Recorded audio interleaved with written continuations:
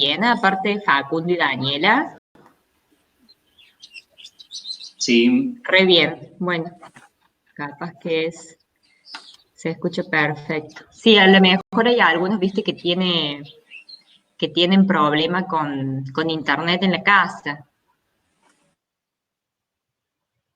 Bueno, hola los que se van sumando. Qué feo ver los nombres y no conocer las caras.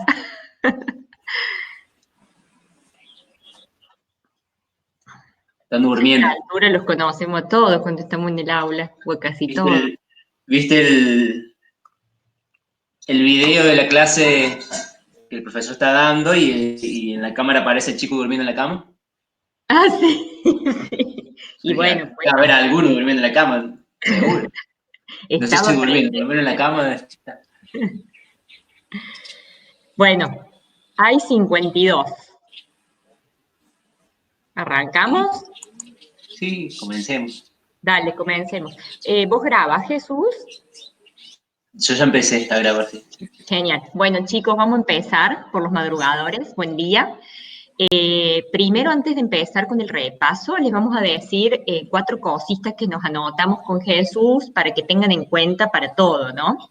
Primero, los prácticos, una vez que pasa la fecha de entrega, siguen habilitados en el Classroom y ustedes los pueden hacer, no hay problema. Lo que sí, el que lo hace luego de la fecha que culminó la entrega, por ejemplo, después del martes a la noche, nosotros no lo vamos a tomar como seguimiento, ¿sí? Porque, por ejemplo, nosotros veíamos ayer que había algunos estudiantes que habían hecho el práctico, creo que el 2, recién esta semana.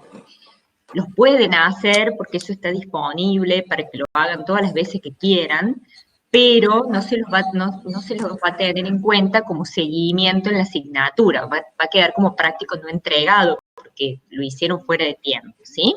Sí, a nosotros nos aparece la fecha, los horarios de entrega. Eso se graba automáticamente.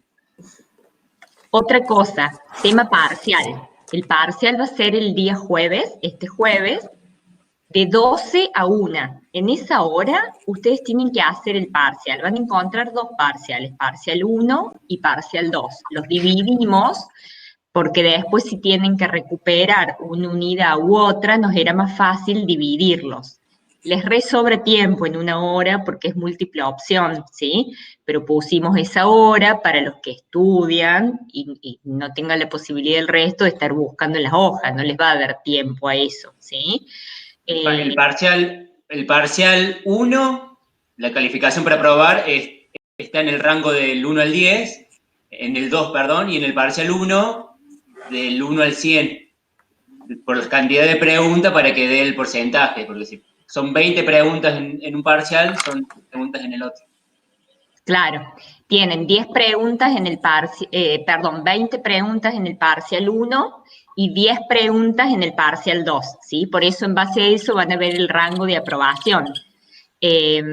Otra cosa, si alguno entre las 12 y la 1 no puede ingresar a hacer el parcial por problemas de internet o lo que sea, nos tiene que avisar en ese horario, ¿no? A las 3 de la tarde que no pudo hacer el parcial, ¿sí? Si no tomamos ningún reclamo después de eso. Eligen el parcial, sí, pueden empezar por cualquiera de los dos. Les recomendamos que empiecen por el 1 y sigan por el 2 porque es un correlato de lo que fuimos viendo, ¿sí? Pero tienen que hacer los 2 parciales. El parcial 1, cuando lo terminan, empiezan con el parcial 2, ¿sí? Lo dividimos porque después, para ver el seguimiento, nos va a resultar más fácil si sabemos en qué parcial le costó más o qué parcial le fue más fácil. Y después, si tienen que rendir algún final, nosotros sabemos qué tomarles o qué no. Simplemente Bien, por eso está dividido. otra cosa, los que no puedan rendir por problemas de internet o de conexión o del aula o lo que sea, nos avisa, como dijimos, entre las 12 y la 1. Después nosotros, a esas personas que no pudieron rendir en ese horario y que nos avisaron, vamos a tomarles oral en algún momento, así a través de las plataformas estas, ¿sí? Pondremos después una fecha y les tomaremos el parcial oral que seguramente va a ser ahí nomás al otro día, el viernes, ¿sí? No lo vamos a dejar pasar mucho. ¿Cómo nos avisan? Nos escriben un mensajito por mensajería interna del aula CIAT, que no pudieron hacer el parcial por algún problema. Yo creo que todos lo van a poder hacer porque no hemos tenido problemas con los prácticos, o sea que esperamos no tener problemas con el parcial. Sí, Bueno, ya si hay una dificultad es problema de internet, de su hogar, no de la plataforma. claro, nosotros tenemos los chicos, tenemos 2 estudiantes que ya los tenemos identificados, que ellos sabemos que no van a poder hacer el parcial porque no tienen internet. Entonces, después vamos a ver cómo les tomamos. Se rinde Tomás por Classroom, ¿sí? Porque en el CIAT, como tuvimos tantos problemas con los prácticos, directamente mudamos todo lo que es prácticos y parciales a Classroom, que hasta ahora con los prácticos no hemos tenido inconvenientes, ¿sí? Entonces, de 12 a 1. Después van a ver que sigue habilitado el parcial, pero ya después de la 1 nosotros no lo vamos a tomar como válido, ¿sí? Después de ese horario queda como que no lo rindieron. Bueno, empezamos con el repaso de la unidad 1 y 2. ¿Querés poner, Jesús, el Power? Así vamos comenzando. Nosotros hicimos como una Se síntesis. ve ahí, Bueno, ahí dice parcial, jueves 23 del 4, 12 horas de 12 a 13 por el Classroom. Los textos de la unidad 1 que entran son Arango, Gavina, Devia, Giddens, Laforgue y Tenti Fanfani. Esos son los textos de la unidad 1 que entrarían en el primer parcial.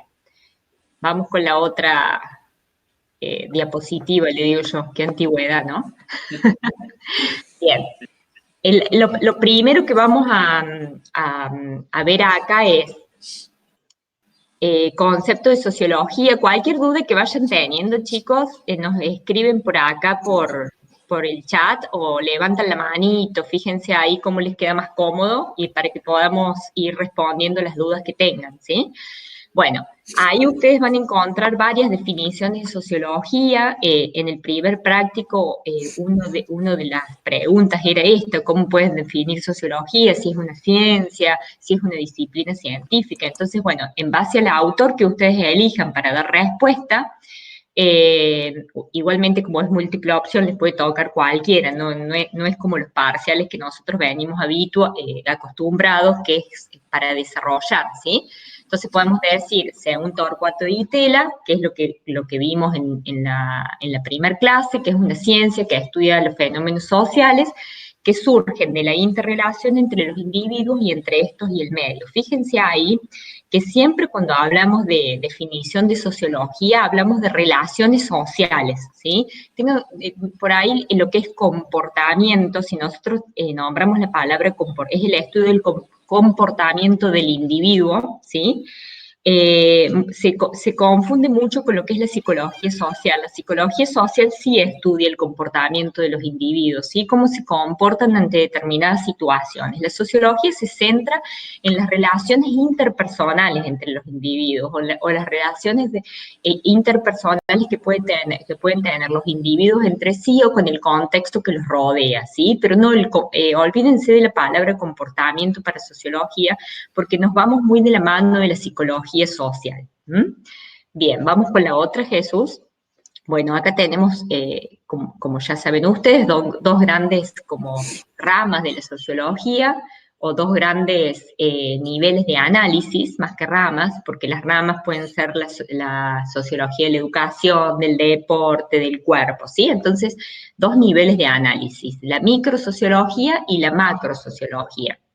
La microsociología analiza las relaciones cotidianas de cada persona en su ambiente y está muy ligada a la psicología social, porque muchas veces se confunde ese microanálisis que se puede hacer con la psicología social. Pero la microsociología va a mirar siempre la interrelación entre dos individuos en una clase de una escuela, ¿sí? La psicología social va a mirar el comportamiento muchas veces individual de ese individuo, ¿sí? O de esa persona o de ese agente, como podemos nombrar en sociología.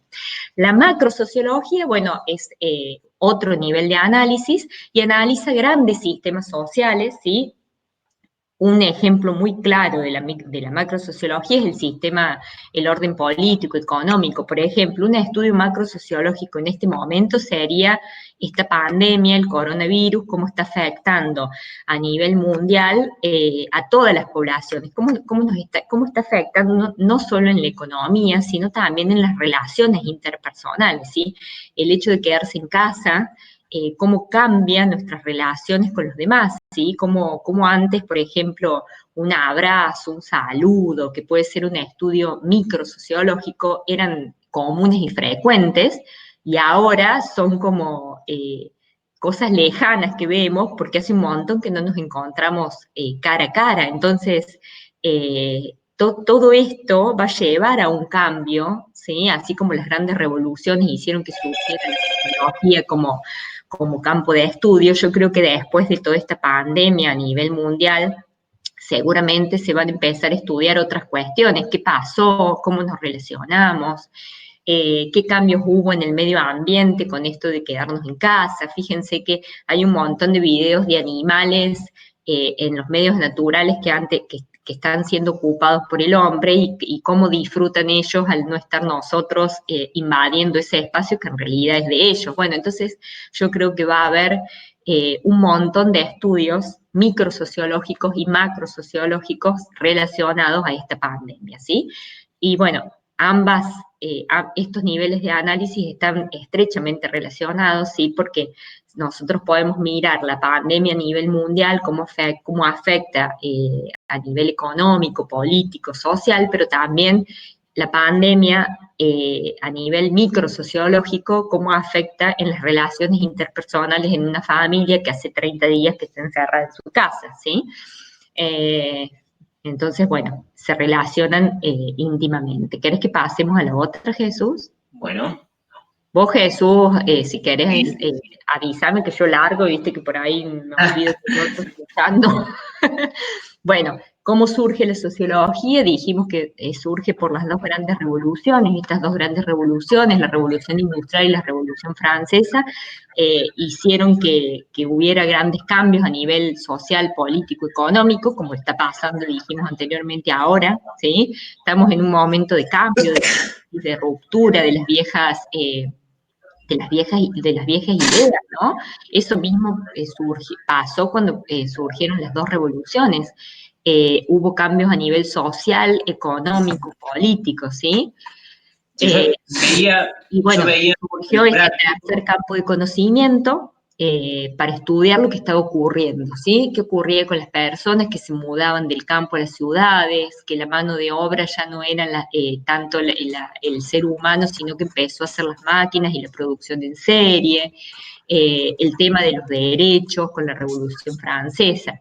Y acá se toma como uno de los primeros sociólogos, pero bueno, dijimos también que están las sociólogas fundadoras que por ser una época completamente machista, no se las tuvo en cuenta, pero en realidad estas mujeres fueron como revolucionarias para su época, ¿sí? Nada más que fueron calladas y no se tuvo en cuenta sus escritos, sus ideas, pero escribieron y fueron una de las primeras también que empezaron a mirar a la sociedad a través de esta rama que fue la sociología, ¿sí? O de esta nueva ciencia o de esta nueva disciplina científica. Pero históricamente se lo toma Augusto Comte como el fundador de la sociología, él a través del positivismo, que era una forma de mirar la sociedad, impuso estas ideas de la sociología en general.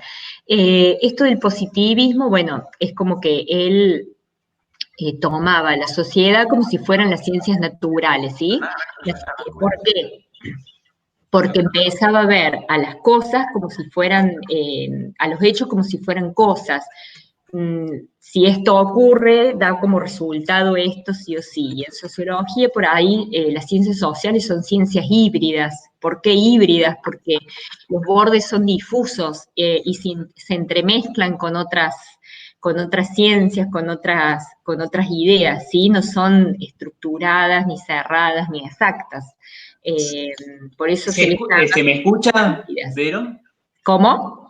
No sé si quería saber si se escuchaba. No, que yo quería decir algo. Sí, Que en los prácticos, lo que pude observar es que había muchas confusiones en cuanto al surgimiento de la sociología y para qué surgió, que era con el objetivo de explicar los procesos sociales que se estaban realizando en aquel momento y que las ciencias políticas y económicas no podían dar respuestas, que hasta ese momento daban las respuestas necesarias pertinentes a la sociedad. Pero con la revolución industrial y la revolución francesa, los hechos sociales, los cambios sociales que se empezaron a producir, no se podían dar respuestas, no podían ser explicados por medio de la política y de la economía, y por eso la sociología surge. Yo vi que por ahí había una confusión, por lo menos en los prácticos que corregí yo, en eso. ¿Cuál fue el motivo de surgimiento de la sociología? No los hechos que hicieron surgir, que fue la revolución industrial y la francesa. Está bien, Jesús, gracias por la aclaración. Bir Sandarín quiere preguntar algo. Sí, Bir.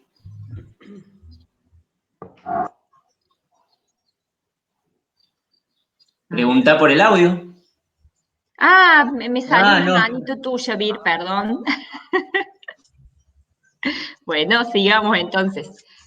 Bueno, dentro de lo que es la sociología también tenemos paradigmas, ¿sí? Un paradigma, si buscamos en el diccionario de la Real Academia Española, podemos encontrar que es un ejemplo que sirve de norma, son maneras de ver el mundo, ¿sí? Los paradigmas que hacen que nosotros nos pongamos un anteojo y veamos alguna cuestión de determinada manera, nos sacamos esos anteojos, nos ponemos otro y la vemos de manera diferente, ¿sí? Porque depende donde nos situemos para mirar la forma en que lo veamos, ¿sí? En sociología también hay paradigmas, se llaman paradigmas sociológicos, y bueno, son representaciones y maneras de percibir, interpretar o ver la sociedad y la forma en que esto opera. Por ejemplo, si nosotros nos ponemos los anteojos de Marx, vamos a mirar la sociedad de una determinada manera, ¿sí? Donde va a haber clases sociales, donde la cuestión económica va a ser el punto central. Si nos sacamos esos anteojos y nos ponemos los anteojos de Durkheim, ¿sí? Vamos a mirar la sociedad como un sistema donde las partes están íntimamente relacionadas y donde si una se desarticula el resto, ¿sí? Etcétera. Nos sacamos esos anteojos, nos ponemos los anteojos de otro sociólogo y así vamos a ir interpretando la sociedad de diferentes formas según los anteojos que nos pongamos. Estos anteojos son paradigmas sociológicos que hacen que veamos la sociedad según desde donde estemos parados o situados. Perdón, Jesús. Los paradigmas que nosotros nos basamos, que es el consenso y el conflicto, no son los únicos paradigmas. Es una rama acotada de paradigma que, digamos, ustedes pueden encontrar, si siguen indagando, muchos más. Sí, ahí con respecto a lo que dije Jesús, nosotros los dividimos así en el consenso y el conflicto para tener una gran mirada de lo que pueden ser los paradigmas sociológicos. Hay un montón de paradigmas. Por ejemplo, dentro de lo que es el consenso tenemos el funcionalismo estructural, el interaccionismo simbólico, ¿sí? Que son como distintas maneras de interpretar también la sociedad que están dentro de lo que es el paradigma del consenso. Estas cuestiones por ahí las pasamos un poquito por arriba, porque como es una materia cuatrimestral, necesitaríamos todo un cuatrimestre para dar solamente introducción a la sociología, que es larguísimo, ¿sí? Bueno, acá como vemos en el cuadrito, los paradigmas se pueden dividir en dos grandes ramas. Dentro de cada una de estas ramas se encuentran otras ideas u otras formas de mirar la realidad, ¿sí? Con algunas diferencias entre ellas. Dentro de lo que es el consenso, la realidad social es vista en términos de sistemas y subsistemas, como les estaba diciendo. Acá tenemos los anteojos de Durkheim y Comte, si nos ponemos en el paradigma del consenso, ¿sí? Dentro de lo que es el paradigma del consenso y los sociólogos que están ahí, van a ver la sociedad caracterizada por el equilibrio, el orden, la integración, la homeostasis, o sea que todo está interrelacionado y esas partes que se interrelacionan deben funcionar, por decirlo de alguna manera, como un sistema donde todo funciona en relación a cómo se va dando una parte y otra, ¿sí? En lo que es el paradigma del conflicto, acá nos pondríamos los anteojos de Marx y Weber, ¿sí? De estos dos sociólogos. Hay un montón de sociólogos más, nosotros nos quedamos con estos clásicos que son los más nombrados en lo que es la sociología general, pero a medida que vayamos avanzando van a ver que van a surgir otros sociólogos contemporáneos que necesitamos conocerlos para poder estudiar ramas más jóvenes, como puede ser la sociología del cuerpo, del deporte, de las profesiones, ¿sí?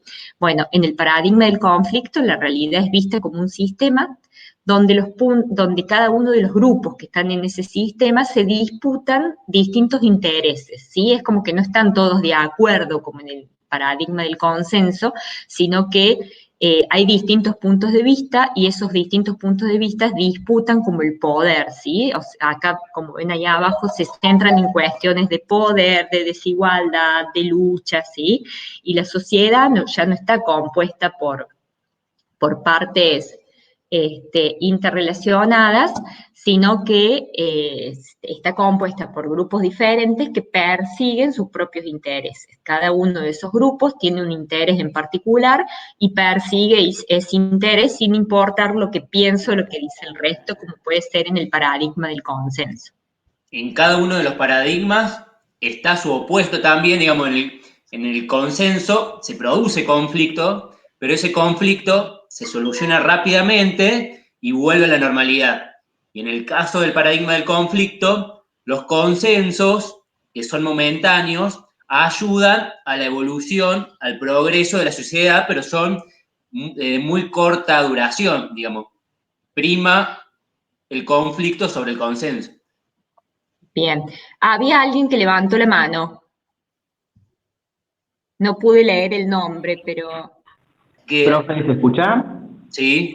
Ah, yo levanté la mano. ¿Cómo es tu nombre? Rodrigo. Ah, Rodrigo, sí, dale. Sí, una duda nada más. Sí. ¿Qué autores formarían parte del paradigma del consenso? ¿Qué sociólogos? ¿Qué sociólogos?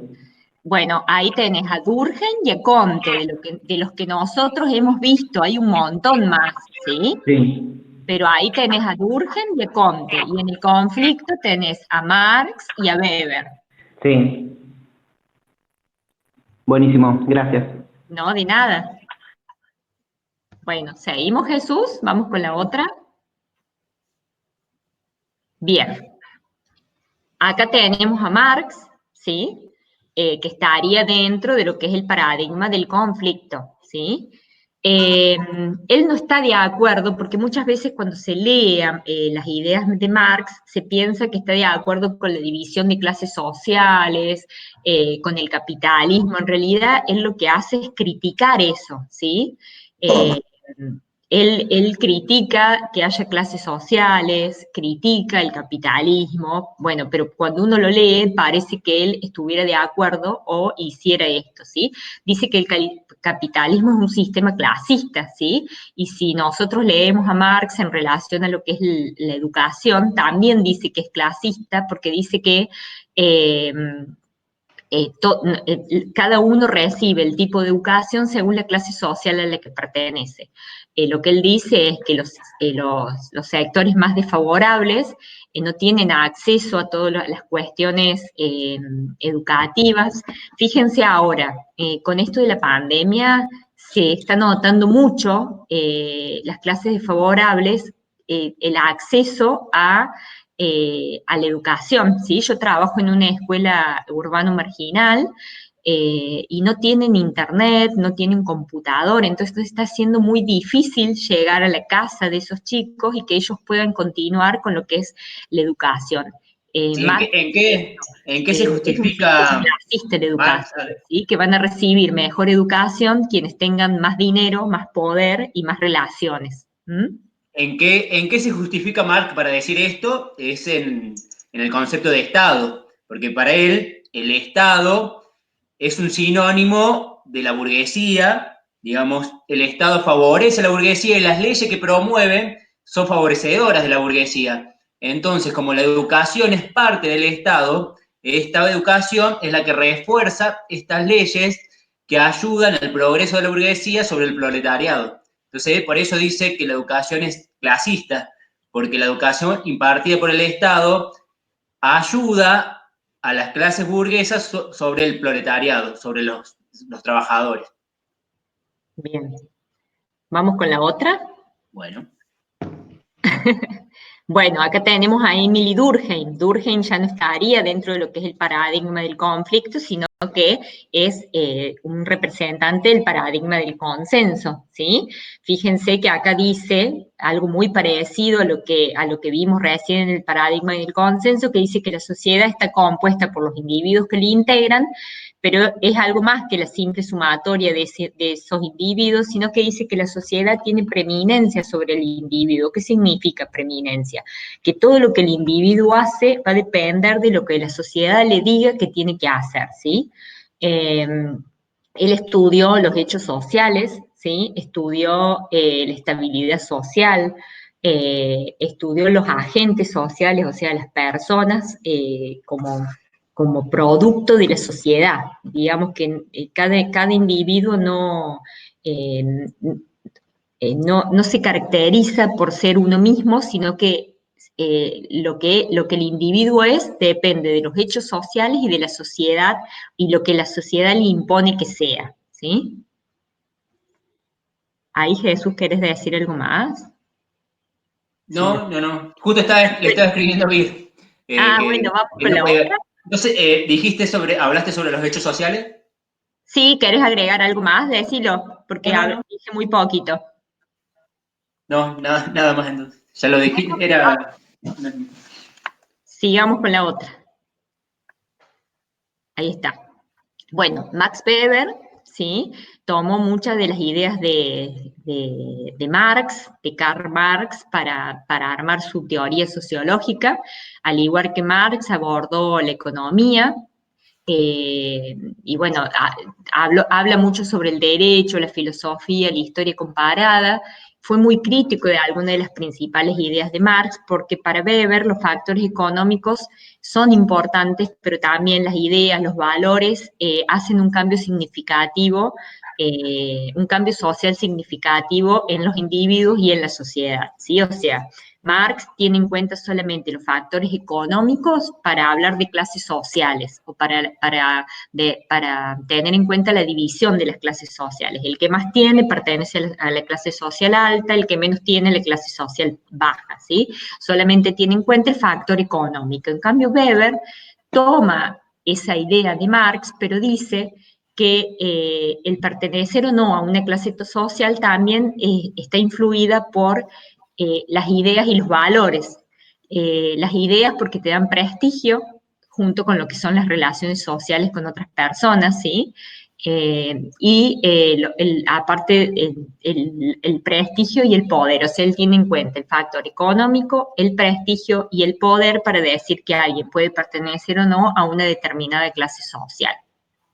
Ahí, Eh, ahí está el concepto de acción social, que si ustedes se comparan con Durkheim, que tiene el concepto de hechos sociales, son conceptos vertebrales de su teoría, porque la acción social, para Weber, son todas acciones individuales que los sujetos realizan y que al estudiarse genera una regularidad de la sociedad. Digamos, por ejemplo, todos nos levantamos en la mañana y nos lavamos los dientes. Son una acción individual, pero que todos los sujetos en la sociedad lo realizan. Recuerden que para Weber, el estudio de la sociedad se realizaba a través de la individualidad. Al contrario de Durkheim, que la sociedad, el estudio de la sociedad se empieza por la sociedad y después se va a la individualidad. Prima lo social sobre el individuo para Durkheim y para Weber prima el individuo sobre la sociedad. Sí, eso sí. Bien, Jesús, ahí está. muy claro. ¿Vamos con la otra? Sí.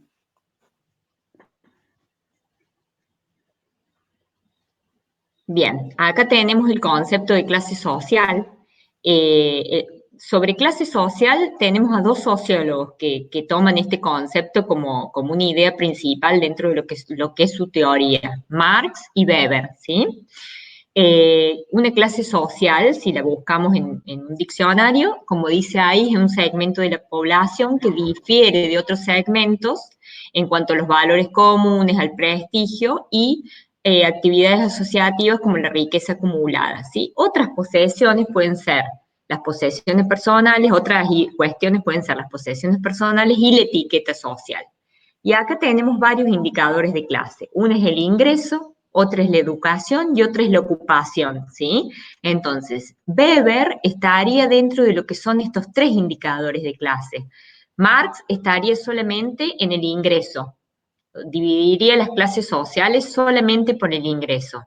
Y Weber divide las clases sociales por el ingreso, la educación y la ocupación, ¿sí? Poder, prestigio y riqueza. Otras variables de la clase social que la pueden tener en cuenta otros sociólogos puede ser la raza, la nacionalidad, el sexo, el contexto familiar, la religión, ¿sí? Dependiendo de la nacionalidad, dependiendo del contexto familiar, de la religión, vas a pertenecer o no a una determinada clase social más allá de la cuestión económica la cuestión económica donde puede ubicarte la clase social a la que perteneces. Bien, tengan en cuenta que clase social es un concepto entonces que trabajan Marx y Weber, pero la idea en relación a este concepto se divide según los indicadores que va teniendo cada uno. Vamos con la otra, Jesús. Bueno, eso serían más o menos algunas de las ideas principales que se trabajaron en la unidad 1. Si ustedes cuando lean los textos o los estudien van a ampliar un poquito más estas ideas. Los textos para la unidad número 2. Acá tenemos 4. Sociología de la Educación de Ana María Brígido. Acá les quiero aclarar algo porque es un texto largo, pero ¿en qué nos vamos a centrar? Primero en el capítulo 1, ¿sí? Segundo, nos vamos a centrar en cómo surge la sociología de la educación y principalmente en Durkheim como sociólogo, ¿sí? Como uno de los principales sociólogos que se dedicó a esta rama de la sociología. Bien, después tenemos a Nijovic, gestionar una escuela con aulas heterogéneas, Marenales, que habla de la educación formal, no formal e informal, y Rosa Blanco, que habla de equidad e inclusión social. Estos son los 4 textos que entrarían para la unidad o parcial de la unidad número 2, ¿sí? Bien, vamos con la primer filmina ahí. Bien, sociología de la educación. Bueno, acá, ¿qué es la sociología de la educación? Sí, es una rama de la sociología que estudia las relaciones sociales que expresan un contenido educativo. ¿Por qué decimos que expresan un contenido educativo? Porque ese contenido puede ser dentro de lo que es la educación formal, no formal o informal, ¿sí? Por eso muchas veces se confunden cuando la definen porque dicen que es una rama de la sociología que estudia las relaciones sociales en la escuela, ¿sí? Eso estaría mal, ¿por qué? Porque estamos dejando de lado otros tipos de educación que son también muy importantes para lo que es la sociología, ¿sí? ¿Qué ocurre en la familia? ¿Qué aprendemos en la familia? ¿Qué aprendemos con el grupo de pares? ¿Qué aprendemos en el club, en la colonia de vacaciones? ¿Sí? Más allá de la escuela, también existen otros lugares donde puede haber contenidos educativos que no sean formales, ¿sí? Bueno, ¿cómo surge la sociología de la educación? Surge prácticamente en el mismo momento histórico que la sociología general, ¿sí? Empieza a ser estudiada o a ser nombrada por Durkheim, ¿sí? Como sociólogo clásico, que en un primer momento la llamó pedagogía social, eh, y luego recién se le dio el nombre de sociología de la educación como ramo, disciplina científica que está dentro de lo que es la sociología general. ¿Está Virgi por ahí? Ah, no. Bueno, vamos con la otra, Jesús. Dice que no nos puede escuchar. Es Ah, como que nos bueno, ve, pero no nos escucha. Ahí le estoy diciendo que se conecte de nuevo. claro. Bueno, Susi, ¿cómo andas? Jesús, vamos con la Hola, buen otra. día. No sé si me escuchas, Jesús. ¿Hay alguien que quiere preguntar algo? Vi dos manos levantadas, no sé si eran para preguntar, no Sí, dicen por los, eso. no dicen los nombres, pero Los escuchamos, chicos, si alguien quiere preguntar. Acá veo una manito de alguien, pero no sé quién es. No me sale. No, Profe, capaz que una sea consulta. confundido, ¿viste? Ahí está, ahí escuchan. Hola. Hola, ¿se escucha? Sí, sí, dale, te Una escuchamos. consulta. El capítulo 2 de Ana María Brígido, ¿también lo tienen en cuenta? No, el uno nada más. El uno, ok. Solo el uno. Bueno, acá tenemos como los precursores o los que empezaron a nombrar a la educación o a estudiar a la educación como un problema sociológico, ¿sí? Augusto Comte tuvo algunas ideas sobre lo que era la educación eh, como, digamos, la tomó como un estudio sociológico, pero el que le dio el nombre de sociología de la educación y empezó a estudiar la educación sociológicamente fue Emily Durkheim. Y él decía que la educación, lejos de tener como único y principal objeto al individuo y sus intereses, es sobre todo el conjunto de medios mediante los cuales la sociedad recrea permanentemente las condiciones de su existencia. Fíjense con esta definición de sociología de la educación, cómo él va marcando esto de los hechos sociales, ¿sí? Donde la sociedad tiene preeminencia absoluta sobre el individuo y la educación obviamente está dentro de esa sociedad y lo recrea permanentemente el individuo.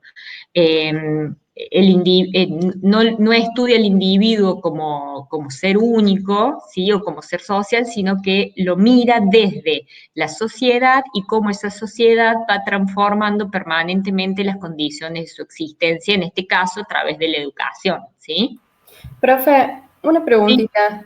sí. En uno de los prácticos mencionaba cuáles eran, digamos, los autores que habían hablado de sociología y la educación, y yo revisando el video y leyendo el material, a mí me surgió la duda si mencionarlo o no Comte, porque dijeron siempre que había sido un precursor, pero no sé si habla específicamente de sociología y la educación o no. No, mira, él en algún momento, en algún momento en sus teorías y en lo que va escribiendo, él habla de la educación, ¿sí? Pero el que toma la educación desde una mirada sociológica y que le dé el nombre a sociología de la educación fue Durkheim, ¿sí? Porque por ahí, para que no se confundan en esto, cuando a ustedes les preguntan quién fue el creador o el que la nombró por primera vez a la sociología de la educación, fue Emily Durkheim. Podemos encontrar en Comte, en Marx y en Weber, ellos también hacen alusión a lo que es la educación, ¿sí? Weber desde el poder, Marx desde las cuestiones económicas y desde la instrucción, y Comte en relación a las ideas y las costumbres necesarias para preparar a los individuos para el orden social. Pero Emily Durkheim fue el primero en nombrar a la educación como un sistema social. Bien. Vero, tenemos Sí. una pregunta de Noelia Zárate, Ah, Noé. que dice, una diferencia entre sociología y sociología de la educación, la primera como ciencia, la segunda como disciplina científica. Ah, bien, está bien la pregunta. La sociología en general, ¿sí? Podemos decir, lo van a encontrar. Algunos autores dicen que es una ciencia y otros dicen que es una disciplina científica, ¿sí? Eh, la sociología general estudia las relaciones sociales entre los individuos y entre estos y el medio, podemos decir. La sociología de la educación es una rama de la sociología, ¿sí? Puede ser una disciplina científica también, si nosotros leemos a distintos pedagogos eh, sí, o sociólogos que se han dedicado expresamente a lo que es el sistema educativo, pueden decir que es una ciencia, pero generalmente se dice que es una rama de la sociología y que es una disciplina científica.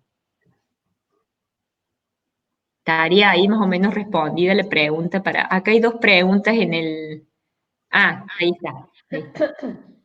Bueno, No sé. ¿Quedó contestada, Noelia, la pregunta? acá puso gracias, pero no sé. Sí, Sí, sí, sí, sí, ahí sí. está. Pues. Vamos, seguimos con la otra. Bueno, Sí, profes, si alguno quiere aportar algo, por favor, que yo agarré la posta y estoy. Bueno, acá tenemos, fíjense, Emily Durkheim, y en los dos puntitos dice análisis científico del fenómeno educativo. Sí, estudió al fenómeno educativo desde un análisis científico, pero desde una mirada sociológica. Acá, bueno, a diferencia del resto de los clásicos, dedicó varias de sus obras a la educación, así como otros dedicaron varias de sus obras a la economía, eh, al deporte, etcétera, ¿sí? Eh, Dice que la sociedad es una verdadera personalidad moral, es decir, que tiene preeminencia absoluta sobre el individuo, ¿sí? Él habla, al hablar de personalidad moral, dice que significaría que como que los individuos hacen lo que la sociedad cree que está bien que hagan, ¿sí? Podemos hablar acá de los mores, que son las ideas correctas e incorrectas que una sociedad puede tener en un determinado contexto histórico, ¿no? No siempre van a ser iguales los mores, sino que van cambiando con las épocas y van cambiando según la sociedad a la que pertenezcamos o al país donde estemos viviendo, ¿sí? La función de la educación es de creación, de construcción de un ser nuevo, el ser social, es decir, un individuo capaz de llevar una vida social y moral. Fíjense acá, él habla que la educación va a tener tanta preeminencia sobre el individuo que lo va a construir socialmente, por eso habla de hechos sociales, ¿no? Y ese individuo, al ser construido por esa sociedad, va a llevar una vida social y moral, o sea, va a llevar una vida que va a estar en concordancia con lo que la sociedad espera de esa persona. Como que no se va a salir de ese sistema interrelacionado o de partes interrelacionadas, sino que la educación lo que va a hacer es que ese individuo eh, sea una parte más de ese sistema para que todo funcione correctamente, ¿sí? Y como toda su obra dice que la educación es un hecho social, donde se da esto de la preeminencia absoluta de la sociedad sobre el individuo. Y lo que dice acá abajo, por ahí no tiene tanta importancia, porque Mannheim fue un continuador indiscutido de Durkheim. ¿Por qué lo pusimos? Porque ustedes por ahí leyendo textos de sociología de la educación pueden encontrar a este sociólogo clásico que comparte la mayoría de las ideas con Emily Durkheim. Bien, vamos con la otra, Jesús. Ahí está. Bueno, acá se ve medio mal, pero podemos hablar o caracterizar el sistema educativo bajo tres modalidades. Y acá tenemos el texto de Marenales. Podemos encontrar la educación formal, la educación no formal y la educación informal. La educación formal. Eh, antes de pasar a esto, y acá podemos hablar también de socialización primaria y socialización secundaria, y las vamos a ir relacionando. La educación formal, digamos, se apunta al proceso que está jerárquicamente estructurado. ¿Qué significa? Que jerárquicamente estructurado depende. Si vos estás en primer grado, después va a pasar a segundo grado, no a tercero. Eso sería jerárquicamente estructurado. Cronológicamente graduado. Depende de la edad que vos tengas, vas a entrar al primer grado con 6 años, vas a entrar al segundo con 7, eso sería cronológicamente graduado. Y donde hay una programación especializada, esa programación especializada está dada por el currículum o por los lineamientos curriculares que manda la provincia, donde está programado qué tiene que aprender cada uno de los estudiantes en primer grado, en segundo grado, en tercer grado. Y la educación formal está siempre a cargo de profesionales técnicamente especializados. ¿Qué significa? En la escuela, en la universidad, para poder estar dando clases tenemos que tener un título habilitante, ¿sí? para poder ingresar. Por ejemplo, el título de maestro nos habilita para dar clase en primaria, ¿sí? El título de profesor de lengua, de educación física, de matemática, nos habilita para dar clase en la escuela secundaria y también en el sistema de educación superior, como puede ser la universidad, ¿sí? Bien, la educación no formal. Acá, bueno, la educación formal estaría íntimamente relacionada con lo que sería la educación, la socialización secundaria, ¿sí? El niño cuando viene cuando ingresa a la escuela trae consigo un capital cultural, que es ese capital cultural es el que adquirió en la familia. Ahora en la unidad número 3 vamos a ahondar un poquito más en estos conceptos porque son interesantes.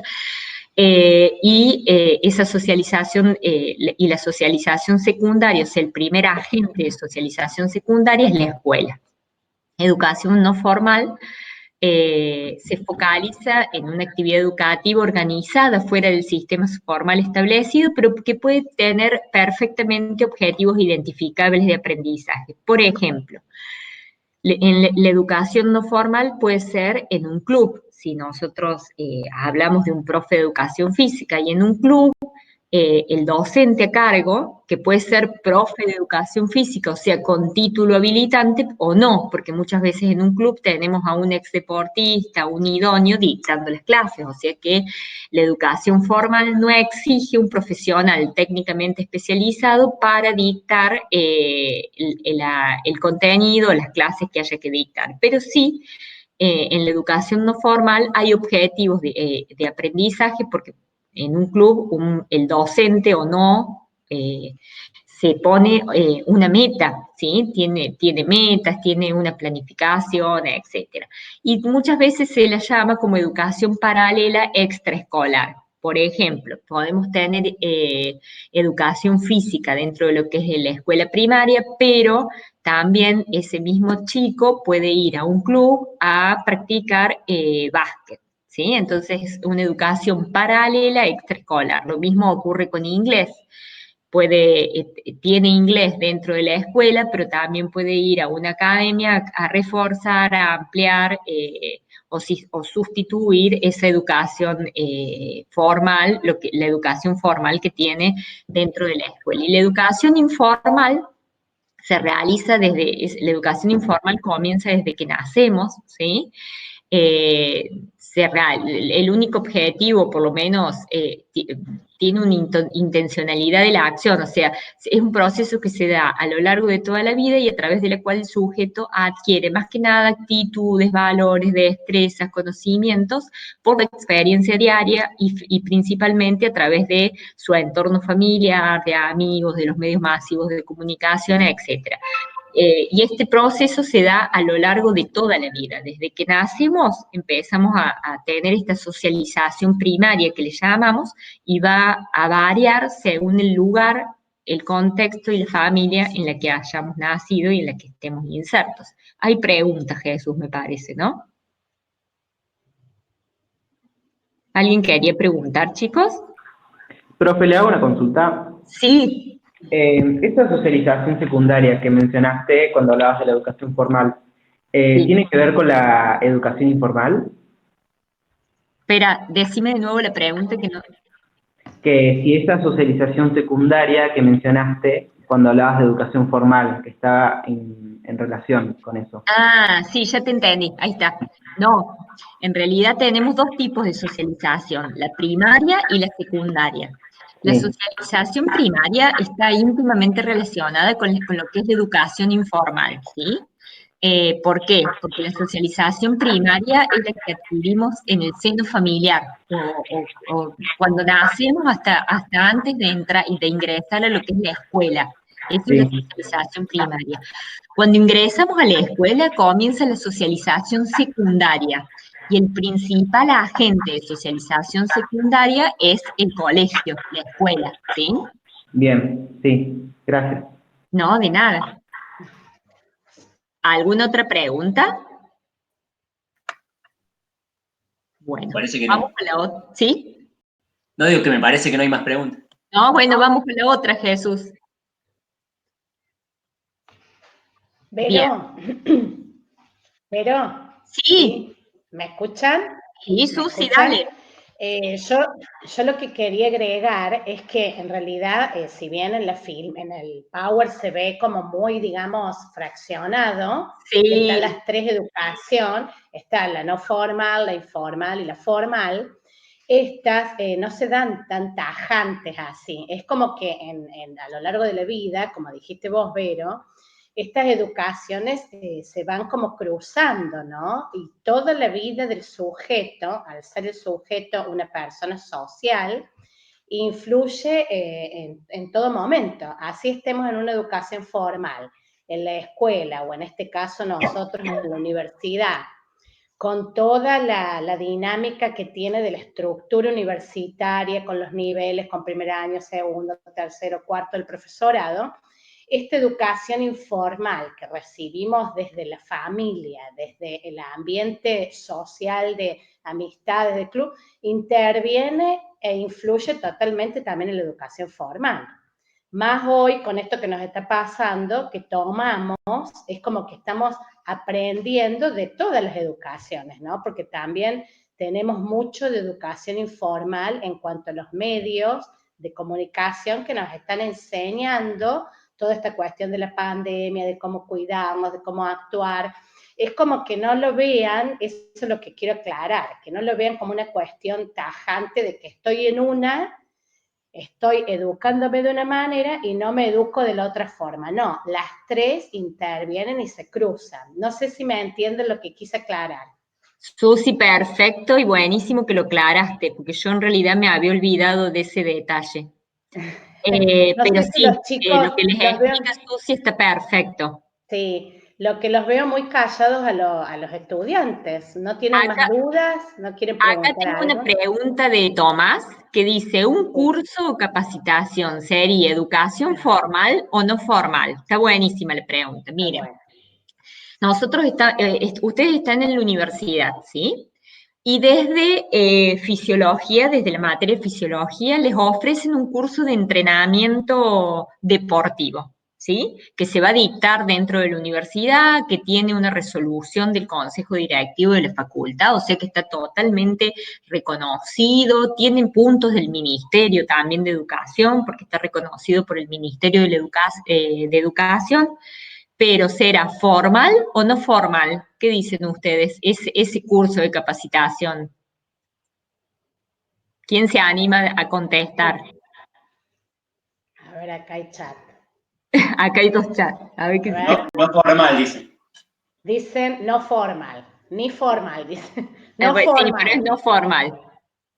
porque Bien, se sale, está Elena, bien, se perfecto. sale el Perfecto. contenido Ceci, curricular. informal no, ¿eh? Ceci Caballero, informal no.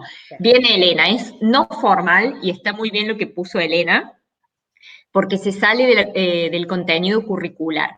Nosotros tenemos un plan de estudio, el profesorado de Educación Física tiene un plan de estudio que está avalado por el Ministerio de Educación, ¿sí? Ese plan de estudio tiene diferentes asignaturas y cada asignatura tiene diferentes horas, ¿sí? O carga horaria, ¿sí? Eso sería lo formal. Este curso que les dimos el ejemplo de entrenamiento deportivo, por más que se dé dentro de la universidad, que esté avalado por el ministerio, que dé puntaje, que esté reconocido con una resolución del consejo directivo, es no formal, o sea, amplía la educación formal que ustedes están recibiendo, pero sigue siendo no formal, ¿sí? Todo lo formal es lo que está estructurado en un plan de estudio y en un currículum prescripto, o sea que ya está evaluado y avalado por el Ministerio de Educación.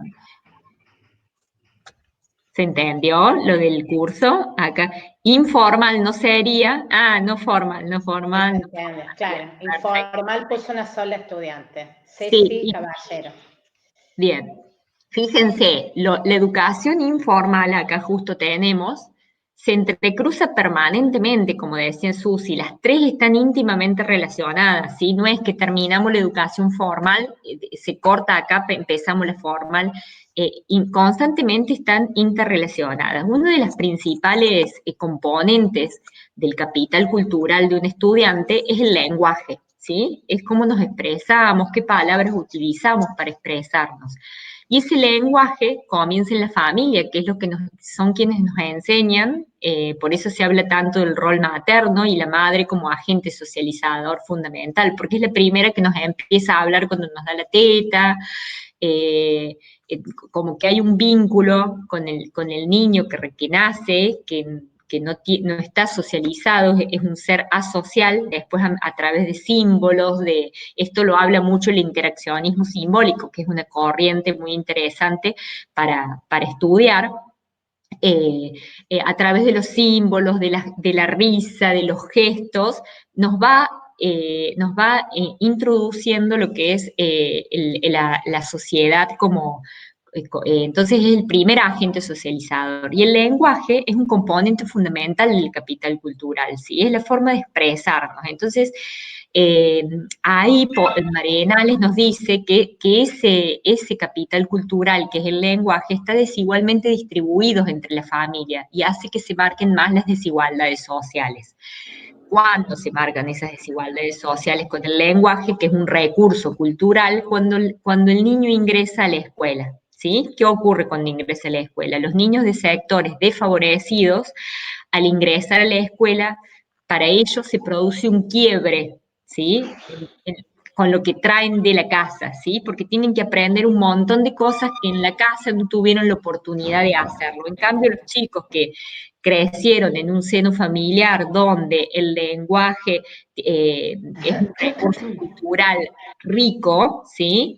Y donde hay una transmisión de nivel cultural o de actos cotidianos, donde lo ilustraron sobre normas, valores, lo que está bien, lo que está mal, en ese niño no se va a producir un quiebre al ingresar a la educación formal, porque es una continuidad de lo que viene aprendiendo en la casa, ¿sí?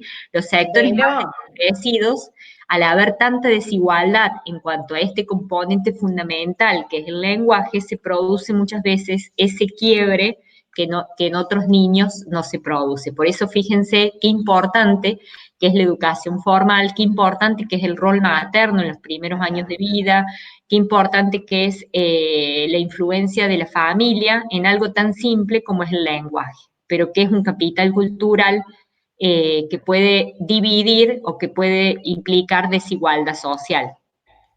Pero, Acá Talia nos pregunta sí, si esto lo quería informal decir, sería un curso que vemos por la tele. no por la tele. Y Sí, Daniela pone, creo que no, la informal tiene relación con la educación primaria, la familia, la madre. bien, eso Hay en una los primeros diferencia. años de vida, pero la educación informal también está muy relacionada con los medios de comunicación, Sí. chicos. Ahora estamos con todo esto, o sea, estamos con internet o con las clases virtuales, por más que en este momento esta clase virtual y este uso de internet sea formal. Pero cuando estamos mirando la tele, ¿sí? Por ejemplo, nosotros estamos estudiando el reglamento de vóley y nos pusimos a mirar la tele y sin programarlo, porque muchas veces la educación informal es una acción que se da sin programarse, sin esperarse, ¿sí? Eh, Empezamos a ver un programa donde explican cómo la selección argentina de vóley implementa determinadas técnicas para recibir la pelota, para hacer sistemas de juego, etc. Entonces nosotros, sin querer y sin predisponerlos a ello, recibimos algo de la educación informal, sería educación informal a través de un medio masivo de comunicación como es la televisión o puede ser el celular, que amplía nuestra educación formal. Entonces, fíjense que ahí es educación informal a través de medio masivo de comunicación, que está ampliando la educación formal que estamos teniendo, que está programada, que es sistematizada, etcétera, y esa educación informal se dio de manera arbitraria, sin pensarlo, sin programarlo, ¿sí? Pero es educación informal. Los medios masivos de comunicación son una educación informal, por eso se dice que la educación informal, más allá del seno materno, de la familia, se da a lo largo de toda la vida. Toda la vida. Las dos están bien, lo que dice Talia y lo que dice Daniela, las dos son educación informal, porque dice un curso de la tele, es como también estos tutoriales que hay, ¿no? Que uno Claro. accede a los tutoriales para aprender algo. Bueno, eso es informal. Uno lo hace por ahí con la intención de aprender, pero es un instructivo que depende de un medio tecnológico. Y también lo que dice Daniela, como dijimos, ¿no? La educación primaria, la familia, la madre, pertenece a la educación informal, que recorre toda la vida del sujeto. Exactamente. Bueno, y que fíjense, como dijo Susi, cómo se van constantemente interrelacionando, ¿no? Bueno, acá tenemos lo que es la educación, dice que no se puede hablar de educación si no se habla de conocimiento, ¿no es cierto? La escuela es una institución típica de la modernidad, ¿sí? Surgió es una construcción histórica que reconoce sus orígenes en el siglo XIX, ¿sí? No es tan antigua, antes cada uno tenía su propia institutriz, la institutriz, como se decía, ¿sí? Bueno, y en la escuela se espera se supone que ocurran procesos intencionales de reproducción de la cultura. ¿Por qué hablamos de procesos intencionales de reproducción de la cultura? Porque es el escenario, esa escuela o esa aula, donde se espera que se den, o el escenario donde se produce la transmisión intencional de una selección de aspectos de la cultura, ¿sí? Un docente no da algo porque se le ocurrió en el momento, sino que dentro de lo que es el currículum hizo una selección arbitraria de lo que va a dar, de lo que quiere dar y cómo lo va a dar, ¿sí? Preguntaban algo, perdón. Bueno, y dice, desde el punto de vista sociológico, las biografías personales, ¿sí? De cada uno de nosotros pueden ser descritas como una serie de trayectorias sociales yuxtapuestas, es decir, a lo largo de nuestra vida vamos ocupando distintas posiciones sociales y la mayoría de ellas requieren de una experiencia previa. El niño al ingresar a la escuela, la única experiencia previa que tiene es el seno familiar, ¿sí? A lo mejor puede haber ido a un club donde pudo tener algo de una educación no formal, pero generalmente la experiencia previa del niño es la familia, ¿sí? O sea, es solamente una educación informal. Por eso muchas veces ese quiebre que se produce cuando ingresan a la escuela para participar o ser como miembros competentes de una sociedad, y eso es su primera experiencia educativa en el sistema formal. No sé si ahí quieren preguntar algo, yo me fijo acá si tengo algo más para decirles. No, estaríamos. Bueno, y dentro de lo que es la escuela se da esta interacción maestro-alumno, que es una interacción social microsociológica, ¿sí? Y esa interacción social es muy importante, por eso nos está costando tanto, o nos costó tanto al principio, la educación a través de la educación virtual, a través de las clases virtuales, etcétera, porque es tan rico lo que se produce en el aula, cuando te miras cara a cara, cuando alguien levanta la mano y pregunta, se dan distintas interacciones entre los agentes sociales que se encuentran en ese espacio, que son los docentes, los estudiantes, los ayudantes a alumnos, etcétera, que todo eso, esa riqueza que hay en ese pequeño espacio microsociológico, se pierde mucho con las clases virtuales, ¿sí? Y bueno, todo agente humano, como dice acá, es producto de su historia y de su experiencia. Desde que el niño nace, comienza a desarrollar un sistema de categorías de percepción, de valoración y de acción, que ahí le pusimos que esto se llama hábitus, ya lo vamos a ahondar un poquito más en estas cuestiones de hábitos, de capital cultural, de capital social, cuando veamos la unidad número 3, ¿sí? Son dos conceptos de Bourdieu, y el hábitus es lo que, por ejemplo, son las formas de pensar, sentir y actuar que tiene determinada persona, que van a ser diferentes a la otra, porque no todos nacimos en el mismo lugar, con la misma familia, no nos gustaron las mismas cosas desde chiquito, no nos incentivaron el gusto, porque el gusto también se construye, no es que me gusta algo de un día para el otro, sino que es una construcción también el gusto. Todo lo que va sucediendo en el interior de las personas son construcciones sociales, históricas, contextuales, ¿sí? Bueno, acá venimos con alguna pregunta en relación a lo que, porque vamos a pasar ahora a Rebeca Nijovic. ¿No? Bueno, vamos con Rebeca Nijovic. Bueno, esta autora habla sobre aulas heterogéneas. Acuérdense que la idea de la educación cuando comenzó era la homogeneización escolar, o sea, le damos a todos los chicos lo mismo para la construcción del sentimiento nacional, donde se los homogeneizaba a través del guardapolvo, de los símbolos patrios, etcétera, ¿sí? Sin tener en cuenta su origen, su condición social, sí, su biografía, las biografías particulares de cada uno, ¿no? Porque, qué habían transcurrido o qué habían pasado antes de llegar al sistema educativo. Dice que la escuela, con el formato tradicional, tenía como principal función integrar poblaciones de zonas rurales de diferentes países y que integrarlos a lo que era la cultura nacional. Los niños, igualmente Rebeca Nijovic dice que los niños llegan a la escuela con un capital cultural incorporado, construido en su familia de origen, lo que marca para la educación formal un punto de partida inevitable. O sea, nosotros tenemos que conocer sí o sí a nuestros estudiantes para garantizarles la igualdad en el contexto y la igualdad de acceso. Si nosotros no los conocemos y empezamos a dar clase tomando todos por igual, no estamos garantizando esa igualdad en el acceso, etcétera. Por ejemplo, el trabajar con las aulas virtuales hace que eso muchas veces se deje de lado, ¿sí? No los estamos conociendo nuestros estudiantes para poder comenzar a dar la clase, es lo que se pierde, como decíamos antes, esta interacción docente-alumno, el conocer el punto de partida de cada uno, el conocer cuáles son las dudas, cuáles son las dificultades que se les presentan, etcétera, etcétera.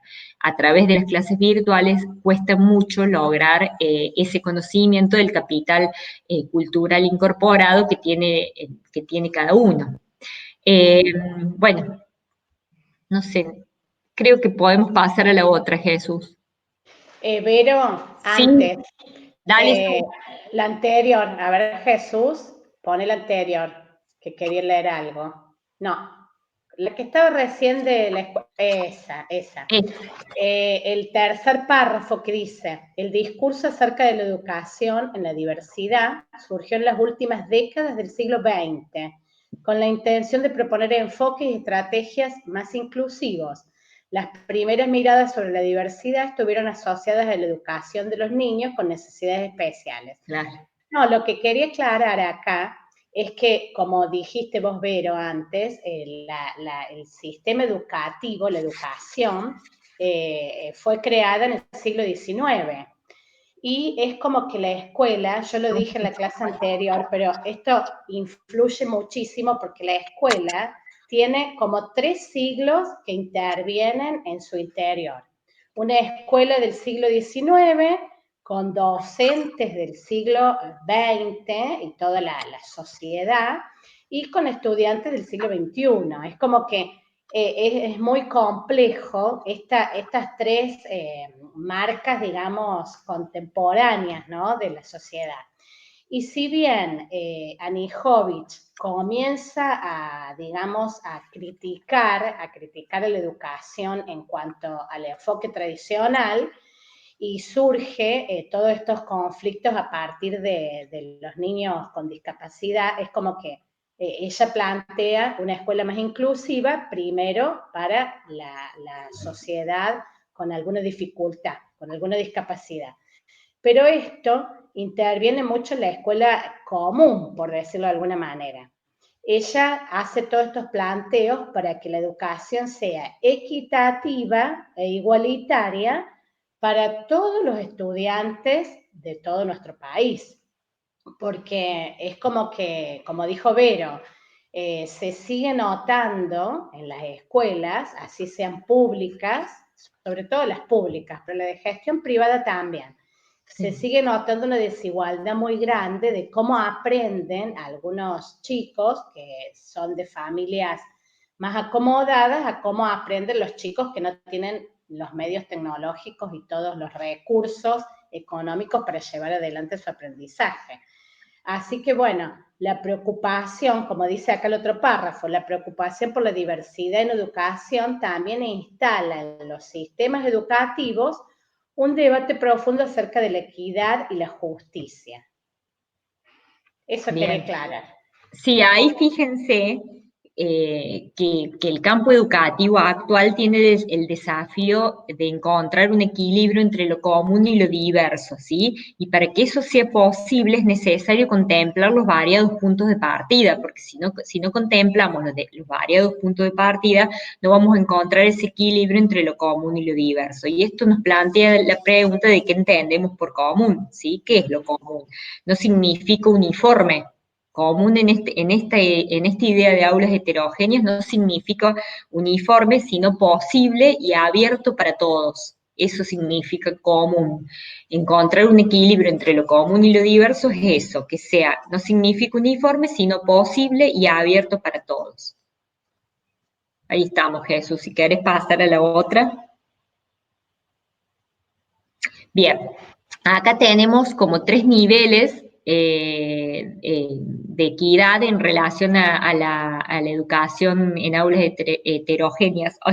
Igualdad en el acceso, una, ¿sí? Que todos puedan acceder de igual manera, que es lo que no está ocurriendo ahora con esto de la pandemia, porque hay un montón de chicos de escuelas urbanas marginales que no están pudiendo acceder a los medios a internet o a las clases virtuales, etcétera. No se ve nada, pone acá él. Ahí está, ahora sí, igual desde el acceso. O sea, todos los estudiantes deben tener un espacio para incluirse en la escuela. Todos los estudiantes tienen el derecho a estar en la escuela, estar sentados en el aula y a tener acceso a la escuela. Es lo que no está ocurriendo ahora, ¿sí? Hay muchos estudiantes que no están pudiendo acceder a los materiales, a las clases, etcétera.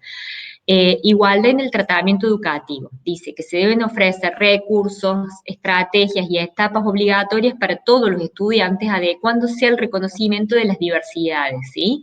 Entonces, lo cual supone revisar la manera de organizar la enseñanza y la evaluación. No para todos la evaluación tiene que ser igual, porque hay muchos que van a encontrar caminos distintos para resolver un determinado problema, como decíamos antes, y los recursos en este momento están siendo, por ejemplo, igualdad en el tratamiento educativo, en este momento no estamos garantizando ni el acceso ni la igualdad en el tratamiento educativo, ya que los recursos no están para todos disponibles de igual manera.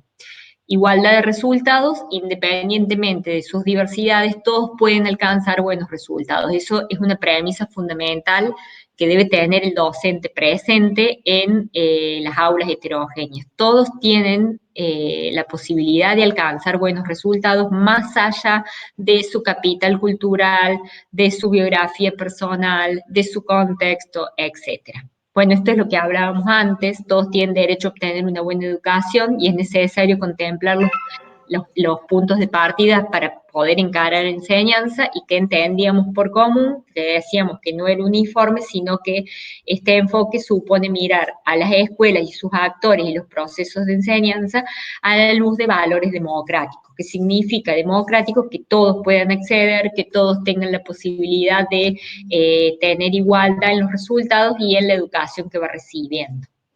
Está siendo re difícil, chicos, esto ahora, re difícil. Pero sí.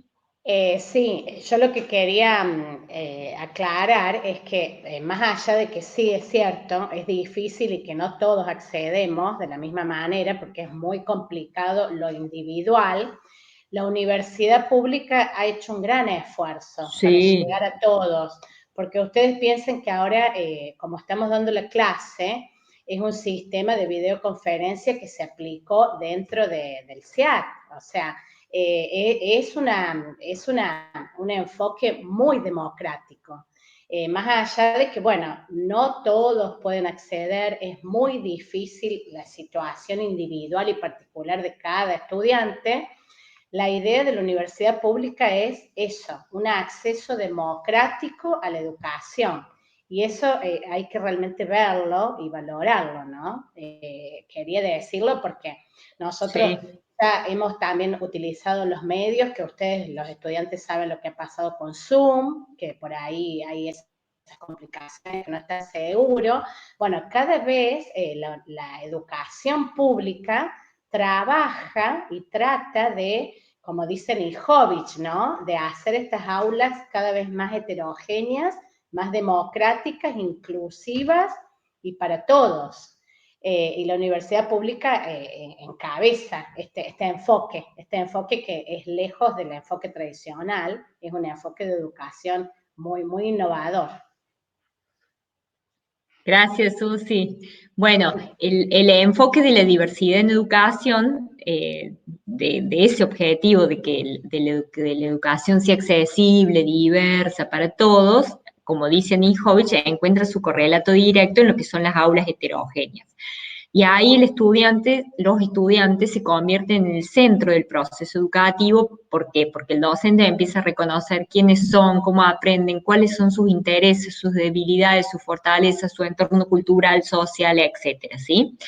Y ahí empieza a reconocer que hay diferencias entre las personas que tiene sentada en el aula. Entonces también el docente tiene que tener una mentalidad en crecimiento, que le dice a Nijovic, no una mentalidad fija, para ver en los estudiantes y en cada uno un mundo de posibilidades y que todos pueden aprender, por más que esas diferencias o ese reconocimiento de quiénes son, cómo aprenden, le va a llevar primero un tiempo para después poder aplicar la idea de una mentalidad en crecimiento dentro de lo que son las aulas heterogéneas. Vamos, Jesús, con la otra. Quiero ver si... no, pensé que había un... Bueno, acá hay algunos malentendidos en el trabajo de las aulas heterogéneas, esto ya lo vimos la otra vez. El docente cree que tiene que diseñar una actividad para cada estudiante en particular y no es así, sino que lo que tiene que hacer es diseñar una actividad que tenga distintas formas de resolverse, ¿sí? Para que todos puedan acceder a esa actividad. También otro malentendido es que se cree que este enfoque no es apto para cursos numerosos y en realidad sí lo es, que dicen que cuando los estudiantes eligen sus propias propuestas de trabajo o las diferentes propuestas, el docente siente como que pierde el control de la clase. Y yo creo que lo que dice Nijovic ahí es que al contrario, que la clase se enriquece. Y dicen también, otro malentendido es que si los estudiantes eligen las actividades, los recursos, etcétera, no van a aprender lo mismo y no se van a cubrir los contenidos del currículum. Y lo que dice Nijovic es que sí van a aprender, que todos van a aprender, pero van a elegir la manera de aprenderlo que puede ser diferente a otro estudiante. Vamos, Jesús. Creo que la que viene ya es la última. Bueno, y acá tenemos a Rosa Blanco. Ella habla de lo que es la equidad e inclusión social. Fíjense que antes hablar de inclusión significaba incluir, como dijimos en la clase anterior, a los chicos que tenían necesidades especiales, pero bueno, eso ya no lo llamamos más inclusión a eso, sino que es integración, ¿sí? Que no es lo mismo inclusión que integración. Entonces, el aumento logrado en el acceso a la educación secundaria ha logrado mayores oportunidades de acceso, con esto de que no se integra, sino que se incluye. Integrar sería integrar dentro del aula a alguien con necesidades especiales que puede ir con un acompañante terapéutico, no. Incluir, ya al hablar de inclusión estamos hablando de otra cosa y está directamente relacionado con lo que estuvimos hablando recién, que lo que es las aulas heterogéneas, donde todos los estudiantes, donde el docente ve en todos los estudiantes un mundo de posibilidades y que todos pueden aprender de igual manera o pueden obtener los mismos conocimientos más allá del camino que recorran para lograrlo. Y la última, ahora sí, Jesús, me parece, y dejamos, ¿es lo mismo integración que inclusión? Bueno, acá dice que muchas veces hay una confusión en cuanto al concepto de inclusión, ya que se utiliza como sinónimo de integración de estudiantes con necesidades especiales, ¿sí? El foco de la inclusión es más amplio que la integración, porque aspira a ser efectivo para toda la población el derecho a una educación de calidad. La inclusión está relacionada con el acceso, la participación y los logros de todos los estudiantes, con especial énfasis en los que tienen necesidades especiales para que no sean excluidos o marginados. El foco de atención de la integración, de la inclusión es de naturaleza distinta. La integración ha estado más en transformar la educación especial para apoyar el proceso de integración que cambiar la cultura y la práctica de las escuelas comunes que sean capaces de atender a la diversidad de los estudiantes y eliminar los distintos tipos de discriminación que tienen lugar al interior de ellas. Es decir, que el foco de la integración ha sido ese, incluir a los chicos con necesidades especiales dentro de las escuelas comunes. El foco de la inclusión es distinto, ¿sí? Es tener en cuenta que todos son capaces de aprender y atiende a esa diversidad, pero no está integrando, sino que está incluyendo. Todos somos distintos, todos tenemos las mismas posibilidades de aprender y todos tenemos las mismas posibilidades de acceso y de una educación de calidad. Creo que hay una pregunta, Jesús, a ver. ¿La integración podría ser una forma de inclusión?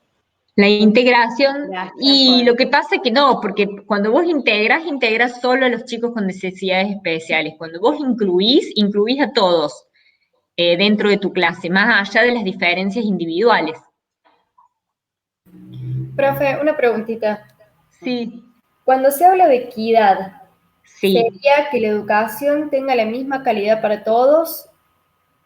Claro, cuando vos hablas de equidad, está muy relacionado con esto que hablábamos del desafío de encontrar el equilibrio entre lo común y lo diverso, ¿sí?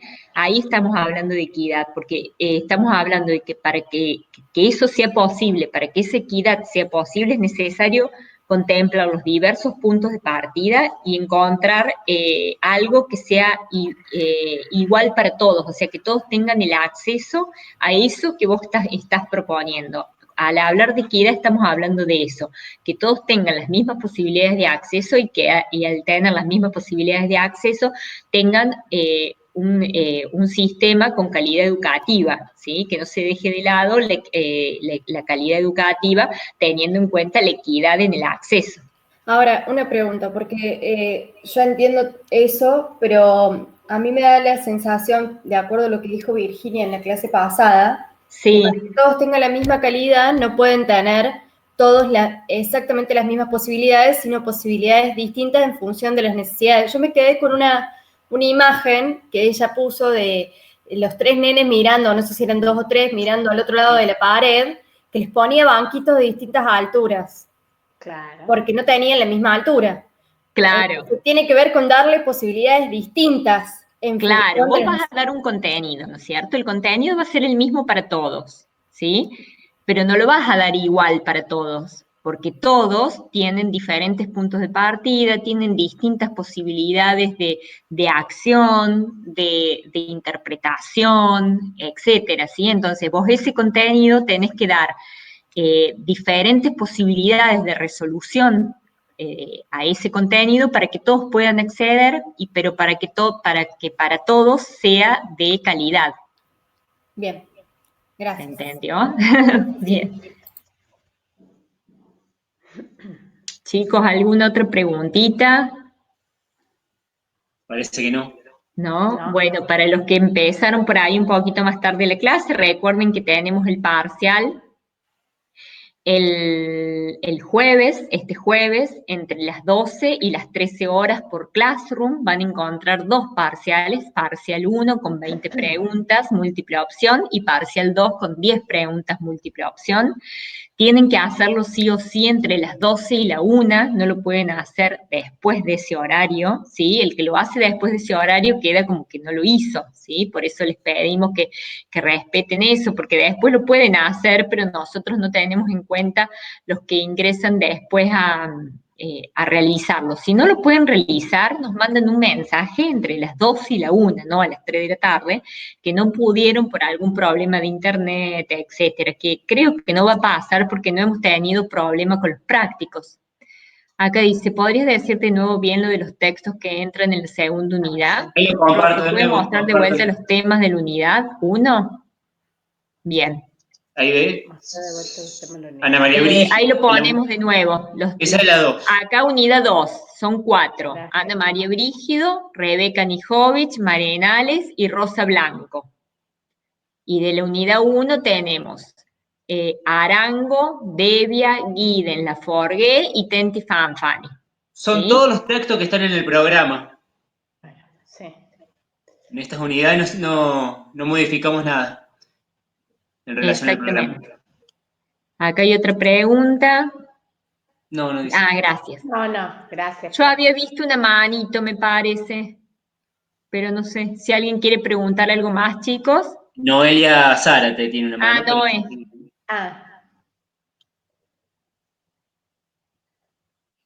Noelia. Noé, ¿estás ahí? Ahí está. No. No, ya pregunté antes. Dice. Ya pregunté No, antes, ya perfecto, pregunté antes. perfecto, gracias. Profe, Bueno, chicos, espero que les haya servido esta Hay clase otra de repaso. pregunta, Vero. Hay otra pregunta, a ver. Sí, que ¿Quién ahí habla? yo de vuelta, perdón. Sí. En la parte de Tenti Fanfani, ahí en los textos, ustedes ponen que dice entre la página 1 y 61, 1 y 16. ¿Podés compartir de vuelta? Ah, ¿Qué dice? Jesús ¿Tenés el Power texto ahí, donde dice los textos de la unidad 1. La estoy viendo Susi yo. No, todavía no comparto. No veo a ver, ahí está. Dice página entre 1 y 16, pero nosotros habíamos leído, o sea, por ejemplo, las preguntas del práctico y demás tenían que ver con otras páginas. ¿Eso está bien o...? Che, la habremos puesto mal. Igualmente, chicos, de ese texto, lo único sí, es más, lo podemos sacar ese texto, porque lo que charlamos de ahí fue lo de interacción docente-alumno, por qué sociología de la educación dentro de lo que es un profesorado. Lo sacamos, no se preocupen, así no les complicamos con eso. Dejemos entonces Arango, Devia, Giddens y Laforgue. Bien, muchas gracias. ¿Suben el Power y la grabación de la clase? Sí, Virginia, lo subimos. Porque hay muchos que vamos a ver la no han grabación de la podido clase. acceder o no han accedido, así que lo vamos a subir ahí al aula SIAT. Con la grabación de la clase vamos a ver porque es la primera vez que grabo y... Sí, fue la vamos a ver posibilidad. cómo sale. Ojalá que Jesús lo haya podido hacer. Pobre, le dejo todo en manos de Intenté él. transmitir en vivo por YouTube, pero no pude tampoco, así que... Ah, bueno, chicos, espero que tengan éxitos el jueves en el parcial todos, que todos lo puedan hacer, que no haya dudas, que sea claro. Estudien, ¿sí? Acá hay otra preguntita más. Ah, no, gracias, dice Noé. Bueno, y nos vamos a encontrar de nuevo el martes a las 8 de la mañana, otra vez. Vamos a empezar con la unidad número 3, ¿sí? Primer teórico de la unidad número 3. La unidad número 3 es linda, está más relacionada a lo nuestro, así que los esperamos el martes a las 8 y antes que nada, hagan el parcial y estudien. Bueno, muchas gracias a todos por escucharnos, por levantarse temprano. Cualquier cosa, estamos pendientes del foro, también por si necesitan aclarar algo, pueden escribir ahí. ¿Estaríamos entonces?